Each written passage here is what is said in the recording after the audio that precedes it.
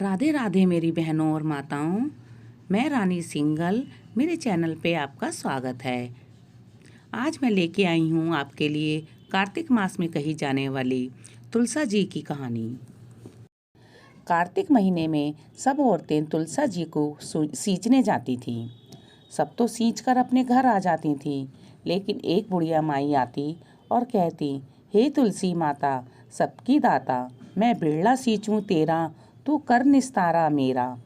तुलसी माता अड़ुआ दे, लडुआ दे, पीताम्बर की धोती दे, मीठा मीठा ग्रास दे, बेखुंड का वास दे, चटके की चाल दे, पटके की मौत दे, चंदन की काठ दे, झालर की झनकार दे, साईं का राज दे, दाल भात का जीवन दे, ग्यारस की मौत दे, श्री कृष्ण का कांधा दे। यह सुनकर तुलसी माता सूखने लगी। अब कृष्ण भगवान वहाँ आते हैं और पूछते हैं, हे तुलसी, तुम क्यों सूख रही हो? कार्तिक मास चल रहा है, इसमें तो इतनी औरतें तुम्हारे पास आती हैं और तुम्हें मीठा भोग लगाती हैं, गीत गाती हैं, फिर तुम क्यों सूख रही हो? तुलसी माता ने कहा, एक बुढ़िया माई रोज आती है और वह इस तरह से बातें कह जाती है। मैं सब बात तो पूरी कर दूंगी, पर कृष्ण का कांधा कहाँ से दूंगी? तब कृष्ण भगवान बोलते हैं, वह मरेगी तो कंधा मैं दे आऊँगा। कुछ समय पश्चात बूढ़ी माई का देहांत हो जाता है। सारे गांव वाले एकत्रित हो जाते हैं, बुढ़िया माई को ले जाने लगते हैं, पर वह इतनी भारी हो जाती है कि किसी से भी नहीं उठती। सब कहने लगे, इतना पूजा पाठ करती थी, पाप नष्ट होने की माला भी जपती थी, फिर भी इतनी भारी हो गई।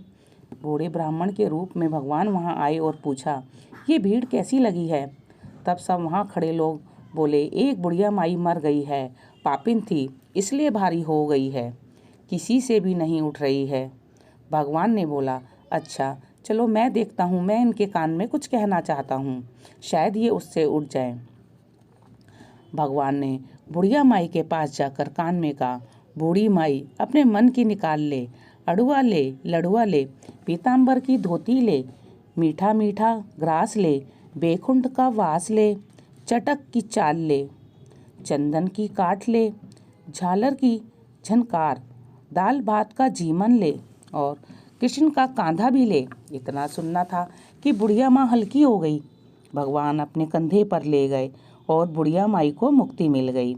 तो हे माता, हे तुलसी माता, जैसी मुक्ति बूढ़ी माई को करी, वैसी ही हमारी भी करना, और जैसे उसको कंधा मिला वैसे ही सबको देना।